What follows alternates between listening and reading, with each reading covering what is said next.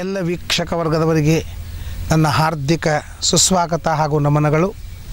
ಚಿಂತನಾ ಕಾರ್ಯಕ್ರಮದಲ್ಲಿ ನಾವು ನಿತ್ಯವೂ ಮಾಡತಕ್ಕಂತಹ ಊಟದ ಬಗ್ಗೆ ವಿಶೇಷತೆಗಳನ್ನು ತಿಳಿತಾ ಬಂದಿದ್ದೇವೆ. ಧಾರ್ಮಿಕ ಮಟ್ಟದಲ್ಲಿ ಯಾವ ರೀತಿಯಾಗಿ ನಾವು ಶಿಸ್ತನ್ನು ಕಾಪಾಡಿಕೊಳ್ಳಬೇಕು ಊಟಕ್ಕೆ ಕೂತಾಗ ಅಂತ ಅನ್ನೋದನ್ನು ನಾವು ವಿಚಾರ ಮಾಡ್ತಾ ಇದ್ದೀವಿ. ಯಥಾನ್ನೀನ ವ್ಯಥಾನ ಸ್ಯಾತ್ ತಥಾ ಭುಂಜೀತ ನಿತ್ಯಶಃ. ಮಹಾಭಾರತ ಹೇಳ್ತಾ ಇದೆ, ಯಥಾನ್ನೀನ ವ್ಯಥಾನ ಸ್ಯಾತ್. ನಮ್ಮ ವ್ಯಥ ಮಾನಸಿಕವಾಗಿ ಬೌದ್ಧಿಕವಾಗಿ ಯಾವ ತೊಂದರೆಗಳು ಆಗದೇ ಇದ್ದಂತೆ ಊಟಕ್ಕೆ ಕೂತ್ಕೋಬೇಕು. ಇನ್ನೇನು 15 ನಿಮಿಷನಾಗ ಹೋಗಬೇಕು, ಊಟಕ್ಕೆ ಕೂಡಬೇಕು ಅಂತಂದಾಗ ಅದು ಟೆನ್ಷನ್ ಆಗ್ತದೆ.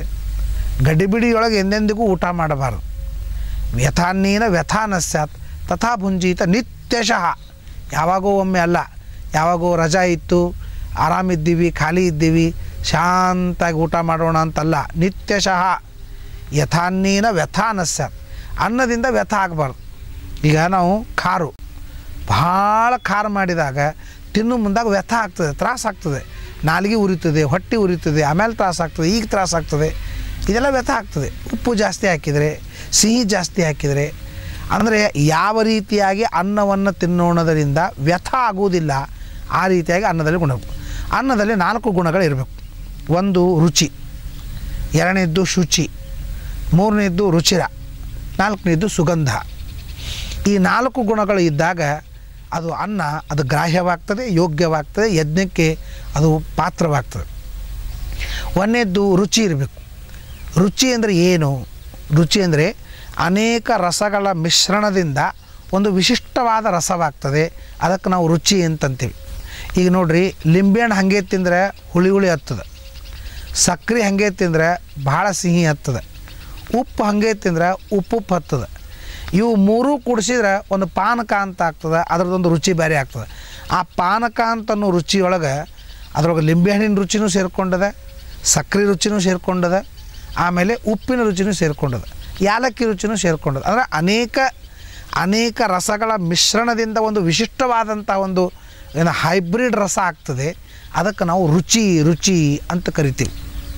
ಅಂಥೇಳಿ ಪಲ್ಯ ರುಚಿ ಆಗಿದೆ ಅಂದರೆ ಅರ್ಥ ಏನು?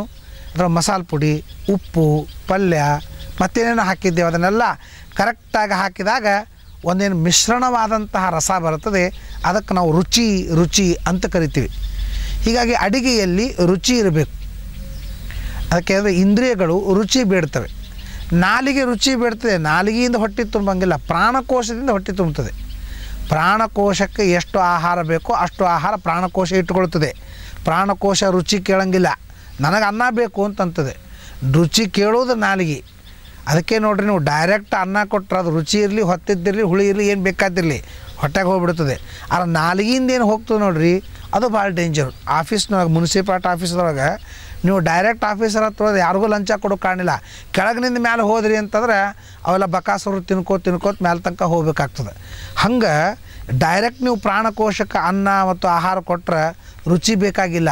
ಆದರೆ ನಾಲಿಗೆಗೆ ಮಾತ್ರ ರುಚಿ ಬೇಕಾದ್ದರಿಂದ ಆಹಾರವನ್ನು ನಾಲಿಗೆ ಮೂಲಕವಾಗಿಯೇ ಹೊಟ್ಟೆ ಕಳಿಸ್ತೀವಿ. ಆದ್ದರಿಂದ ಅದು ಮೇನ್ ಅಲ್ಲೇ ಕೂತವನು ನಾಲಿಗೆ.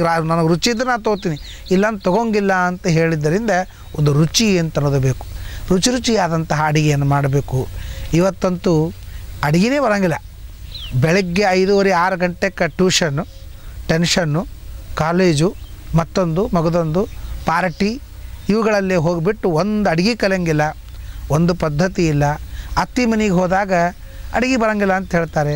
ಪಾಪ ಆ ಮುದುಕಿ ಅಡುಗೆ ಮಾಡ್ಕೋದು ಕೂಡಬೇಕು, ಇವರು ಸೀರಿಯಲ್ ನೋಡ್ಕೋದು ಕೂಡಬೇಕು. ಈ ತರಹದ ದುಷ್ಟ ಪದ್ಧತಿ ನಮ್ಮ ಭಾರತೀಯ ಸಂಸ್ಕೃತದಲ್ಲಿ ಬರ್ತಾ ಇದೆ. ಎಲ್ಲ ಹೆಣ್ಣು ಮಕ್ಕಳು ಇವತ್ತು ದಿಲ್ಲಿ ಅಂತ ಊರೊಳಗೆ ಭಾರೀ ದೊಡ್ಡದಾದಂಥ ಸಾಮೂಹಿಕ ಅತ್ಯಾಚಾರವಾಯಿತು. ಭಾರೀ ದೊಡ್ಡ ಜನ ಸೇರಿದ್ರು, ಎಲ್ಲನೂ ಆಯಿತು. ಇದರಿಂದ ಯಾರಾದರೂ ಕಲ್ತ್ರೇನು? ಆದದ್ರ ಬಗ್ಗೆ ಭಾಳ ವಿಚಾರ ಇಲ್ಲ, ಆಗೋದ್ರ ಬಗ್ಗೆ ವಿಚಾರ ಮಾಡಬೇಕು. ನಮ್ಮ ಭಾರತೀಯ ಸ್ತ್ರೀಯರು ಭಾರತೀಯ ವೇಷದಿಂದ ಯಾವ ಕಾಲಕ್ಕೆ ಹೊರಗೆ ಹೋಗಬೇಕು, ಯಾವ ಕಾಲಕ್ಕೆ ಒಳಗಿರಬೇಕು ಅಂತದನ್ನು ತಿಳ್ಕೊಂಡು ಎಷ್ಟು ಗಂಡಸರ ಜೊತೆ ಮಾತಾಡಿಸ್ಬೇಕು, ಎಷ್ಟು ಮಾತಾಡಿಸ್ಬಾರ್ದು ಅಂತ ತಿಳ್ಕೊಂಡು ಪದ್ಧತಿ ಪ್ರಕಾರ ಇದ್ದರೆ ಎಂದಿಗೂ ಈ ತರಹದ ಅತ್ಯಾಚಾರಗಳು ಆಗೋದಿಲ್ಲ. ಇವತ್ತು ನಾವು ಏನು ಕಮ್ಮಿ ಇಲ್ಲ ಅಂತ ಅಂದ್ಕೊಂಡು ರಾತ್ರಿ 10 12 ಪಾರ್ಟಿಗೆ ಹೋಗಿ ಮನೆಗೆ ಬರ್ತಾ ಇರುವಾಗ ಸುರಕ್ಷಿತವಾಗಿ ಬರ್ತಾರಂತಲ್ಲಿಕ್ಕೆ ಏನು ಹೇಳ್ತದೆ? ಸೊ ಅದಕ್ಕೆ ನಾವು ಒಬ್ಬರ ಪರವಾಗಿ ಆಗಲಿಕ್ಕೆ ಸಾಧ್ಯವಿಲ್ಲ, ಎಂದಿಗೂ ಆಗೋದಿಲ್ಲ. ಕೈಯೊಳಗೆ ಹಣ್ಣು ಸಿಕ್ಕದಂತ ಮೇಲೆ ಯಾರಾದರೂ ತಿಂತಾರೆ, ತಿನ್ನುವ ವಸ್ತು ತಿಂದುಬಿಡ್ತಾರೆ. ಆದರೆ ಆ ಹಣ್ಣನ್ನು ಸುರಕ್ಷಿತವಾಗಿಡಬೇಕಾದದ್ದು ನಮ್ಮ ಕರ್ತವ್ಯ ಇದೆ. ಆದ್ದರಿಂದ ಈ ಹಣ್ಣು ಮತ್ತು ಹೆಣ್ಣು ಇವೆರಡೂ ಸುರಕ್ಷಿತವಾಗಿದ್ದರೇ ಮಾತ್ರ ಅದು ಸುರಕ್ಷಿತವಾಗಿ ಇರ್ತವೆ ಅಂತ ಈ ದೃಷ್ಟಿಯಿಂದ ನಾವು ಯಾವಾಗಲೂ ನಮ್ಮ ಸಂಸ್ಕೃತಿಯನ್ನು ಕಾಪಾಡಿಕೊಳ್ಳಬೇಕಾದದ್ದು ನಮ್ಮ ಕರ್ತವ್ಯವಾಗಿದೆ. ಅದಕ್ಕಾಗಿ ಯಥಾನ್ನೇನ ವ್ಯಥಾ ನ ಸ್ಯಾತ್ ತಥಾ ಭುಂಜೀತ ನಿತ್ಯಶಃ. ಎಂದಿಗೂ ಕೂಡ ಅಡಿಗೆಯನ್ನು ರುಚಿಯಾಗಿ ಮಾಡಿ ಯಾವ್ದು ವ್ಯಥ ಆಗಬಾರ್ದು. ಊಟಕ್ಕೆ ಕೂತವ್ರು ಮೂಕ್ಕಿ ಉಂಚಬಾರ್ದು ನೋಡ್ರಿ, ಏನು ಕೆಟ್ಟಾಗ್ಯದ ಅಂತಂತಾರೆ. ನಮ್ಮ ಕಡೆ ಎಲ್ಲ ಡೈರೆಕ್ಟ್ ಹೇಳ್ತಾರೆ ಊಟ ಅಡುಗೆ ಹೆಂಗಾಗ್ಯದ್ರಿ ಅಂತ ಕೇಳಿದ್ರೆ ಅಡುಗೆ ಭಾಳ ಉತ್ತಮ ಆಗ್ಯದ ಅಂತಂತಾರೆ. ನಮ್ಮಲ್ಲೆಲ್ಲ ಅಡುಗೆ ಹೆಂಗಾಗ್ಯದ್ರಿ, ಇಲ್ಲ ಅಷ್ಟು ಉಪ್ಪು ಕಡಿಮೆ ಅದ ಇದ್ದದ್ದು ಹೇಳ್ತಾರೆ. ಇನ್ನು ಕೆಲವು ಮಂದಿ ಅಂತೂ ಇನ್ನೂ ಡೈರೆಕ್ಟ್ ಏನು ಹೇಳ್ತಾರೆ, ಅಡುಗೆ ಹೆಂಗಾಗ್ಯದ ಅಂತ ಅಂದ್ಕೊಂಡು ಕೂಡ್ತಿಲ್ಲ, ಎರಡನೇ ಪಂಕ್ತಿ ಗೊತ್ತಾಗ್ತದೆ ನಿಮಗೆ ಅಂತ ಹೇಳ್ಬಿಡ್ತಾರೆ. ಅದರ ತಾತ್ಪರ್ಯ ನಾವು ರುಚಿಯಾದ ಅಡುಗೆಯನ್ನು ಮಾಡಬೇಕಾದ್ರೆ ಕಲಿಬೇಕಾಗ್ತದೆ. ಬರೀ ಟಿ ವಿ ಒಳಗೆ ಬಂತು ಇದಕ್ಕೆ ಇಷ್ಟು ಚಮಚ ಹಾಕಬೇಕು, ಇಷ್ಟು ಚಮಚ ಹಾಕಬೇಕು ಅಂತ ನೀವು ಟಿ ವಿ ನೋಡ್ಕೊಂಡು ಅಡುಗೆ ಮಾಡ್ಕೋತ ಕೂತ್ರಿ ಅಂತಂದ್ರೆ ಎಲ್ಲನೂ ಟಿ ವಿ ನೋಡ್ಕೋತ ಅಡುಗೆ ಮಾಡೋರು, ಟಿ ವಿ ನೋಡ್ಕೋತ ಊಟ ಮಾಡೋರು, ಟಿ ವಿ ನೋಡ್ಕೋತ ನಿದ್ದೆ ಮಾಡೋರು. ಅವೆಲ್ಲ ಟಿ ವಿ ಆಗಿಂದ ಕನಸು ನಾವು ಬಂತು ಅನ್ನೋ ದಪ್ಪತ್ತು ಎದ್ದು ಕೊಡೋದು ಎದ್ದಮ್ಲೆ ಭಾಳ ಟೆನ್ಷನ್ ಮಾಡಿಕೊಂಡು ಇವೆಲ್ಲ ಮಾಡಬಾರ್ದು.